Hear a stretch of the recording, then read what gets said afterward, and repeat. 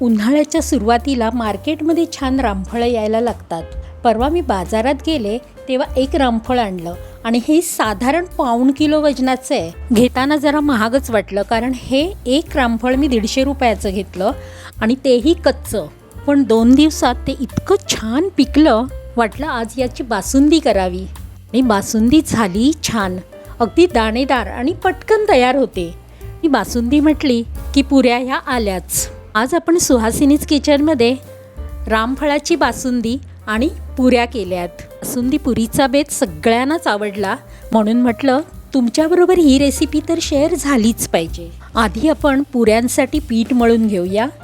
इथे मी एक मोठी वाटी म्हणजे साधारण 300 ग्राम गव्हाचं पीठ घेतलं आहे, 2 टेबलस्पून बेसन घेतलं आणि 1 टीस्पून बारीक रवा घेतला आहे आणि चवीपुरतं मीठ. आधी सुकं असतानाच हे पीठ आणि रवा सगळं मिक्स करून घेतलं. हे सगळं एकजीव झालं, मग नंतर थोडं थोडं पाणी घेऊन पुरीचं पीठ मळलं. पुरीसाठी नेहमी पीठ मळताना जितकं जमेल तेवढं घट्ट मळायचं आणि मग अर्धा तास झाकून ठेवायचं.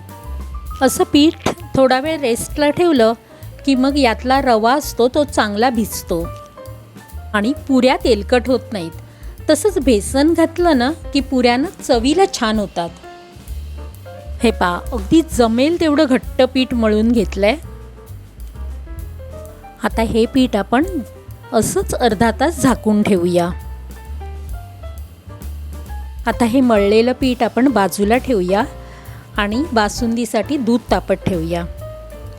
दूध तापवण्यासाठी इथे मी जी कढई घेतली आहे ती थोडीशी पसरट घेतली आहे, त्यामुळे काय होतं दूध लवकर आटायला मदत होते. इथे मी 1 लिटर दूध तापत ठेवलं आहे आणि आपण इथे नॉनस्टिक पॅन घेतला आहे, त्यामुळे दूध लागणारही नाही. फक्त आपल्याला मध्ये मध्ये दूध असं चमच्याने ढवळायचं आहे. आता हे दूध तापेल तोपर्यंत आपण रामफळ बघूया. बासुंदीसाठी ना रामफळ जितकं जास्त पिकलेलं असेल ना तेवढं चांगलं, कारण थोडंसं जरी कच्चं असलं ना तर ते आंबट लागतं. म्हणून लबलबीत पिकलेलं रामफळ घ्यायचं. आपण हे आता रामफळ कापलं आहे, त्याचे 4 पीस केले आहेत. रामफळ जरा मोठं आहे त्यामुळे मी याचे 3 भाग फक्त वापरणार आहे. आता यातल्या बिया कशा काढायच्या याची मी ट्रिक दाखवते. आधी रामफळ आपल्याला असं चमच्याने याचा सगळा पल्प काढून घ्यायचा आहे. बघा, असं सहज निघतं. चमच्याने असं तासून आतल्या बाजूने सालीचा सगळा पल्प काढून घ्यायचा, जराही वाया घालवायचा नाही आहे. आणि ना रामफळ हे खूप पौष्टिक फळ आहे. हे फळ खाल्ल्यामुळे रोगप्रतिकारक शक्ती वाढतेच, पण यामध्ये फायबरचं प्रमाण जास्त असल्यामुळे अपचनाच्या समस्यासुद्धा दूर होतात. त्याचबरोबर याच्यामध्ये असणाऱ्या अँटीऑक्सिडंट्समुळे त्वचा आणि केस निरोगी राहतात. यामुळे ब्लड शुगर तर नियंत्रणात राहतेच आणि यामध्ये असलेल्या पोटॅशियम आणि मॅग्नेशियममुळे रक्तदाबसुद्धा नियंत्रित राहतो. या पौष्टिक फळामुळे शरीराला एनर्जीसुद्धा मिळते, म्हणून हे फळ खाणं खूप गरजेचं आहे. आता आपण काढलेल्या पल्पमध्ये बिया आहेत, त्या आपल्याला सेपरेट करायच्या आहेत. त्यासाठी हा पल्प एका अशा जाळीवर घ्यायचा आणि चमच्याने किंवा वाटीने हा गाळून घ्यायचा.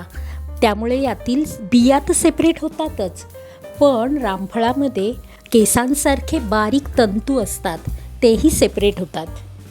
आपण दूध तापत ठेवलं आहे त्यामध्येही मध्ये मध्ये चमचा फिरवायचा आहे.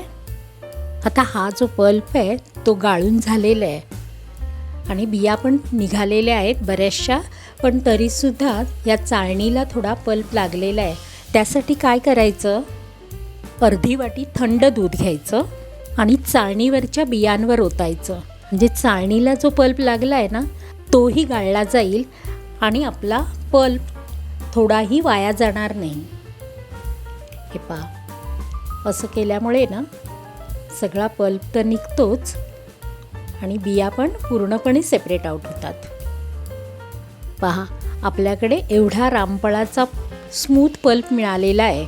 तो आता थंड करण्यासाठी फ्रीजमध्ये ठेवून देऊया.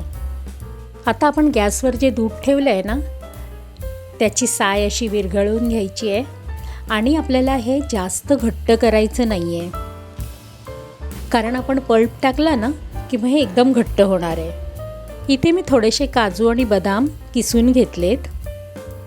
दूध आपण थोडंसं आटवून घेतलं आहे, एवढंच पातळ हवं आहे. याच्यामध्ये हे काजू बदामची पूड टाकूया. बरोबर वेलची जायफळची पूड घालायची. आता यामध्ये आपल्याला थोडीशी केशर घालायची. केशर ही ऐच्छिक आहे, असल्यास घालावी. आपण या दुधामध्ये अजून साखर घातली नाही आहे. आता हे दूध आपल्याला एका पातेल्यामध्ये ओतून ठेवायचं आहे. हीच कढई मी परत गॅसवर ठेवते. या कढईमध्ये 5 चमचे साखर घेतली आणि ह्या साखरेचं आपल्याला कॅरमल करायचं आहे. ठेवलेल्या दुधामध्ये साखर घातली ना की परत दूध पातळ होतं, पण असं कॅरमल करून घातलं की दुधाला रंगही छान येतो आणि दूध पातळ होत नाही. ही कढई आपण दुसऱ्या गॅसवर ठेवू आणि दूध थोडंसं परत गरम करायला ठेवूया. आता हे कॅरमल तयार झालं ना, हे या दुधामध्ये आपल्याला घालायचं आहे. आणि दूध जर जास्त गरम असेल ना तर हे कॅरमल टाकल्यानंतर दूध उकळून वर येईल, तेवढं मात्र काळजी घ्यायची. आणि कॅरमल घातल्यानंतर आता हे आपल्याला दूध व्यवस्थित ढवळून मिक्स करायचं आहे. आता एकदा ह्या दुधाला उकळी आली की आपण गॅस बंद करायचा आहे आणि ही बासुंदी आपल्याला थंड करायला ठेवून द्यायची आहे. उरलेले काजू आणि बदामाची पूड आपण यामध्ये टाकून घेऊया. यात मी वरून असे थोडेसे केशराचे धागे घातलेत. आता आपली बासुंदी तर तयार आहे. मला ही जास्त पातळ करायची नाही आहे. आपण उतरून ही थंड करायला ठेवू. हा टोप मी असाच उतरून बर्फाच्या पाण्यामध्ये ठेवणार आहे, त्यामुळे ही बासुंदी लवकर थंड होईल. तोपर्यंत आपल्या पुऱ्या पण तयार होतील. पुऱ्यांचं पीठ आपण आधीच मळून ठेवलं आहे. आता ते थोडंसं मळून घ्यायचं. गॅसवर तेल तापत ठेवलं आहे. आपण इथे आता पुऱ्यांचे गोळे तयार करून घेतलेत आणि अशा पुऱ्या लाटून घ्यायच्या आहेत. या पुऱ्या जास्त पातळ किंवा जास्त जाडही लाटायच्या नाही आहेत. आता आपलं तेल तापलं आहे. तेल चांगलं तापलं की पुऱ्या सोडून आपण ह्या पुऱ्या दोन्ही बाजूनी व्यवस्थित तळून घ्यायच्या आहेत.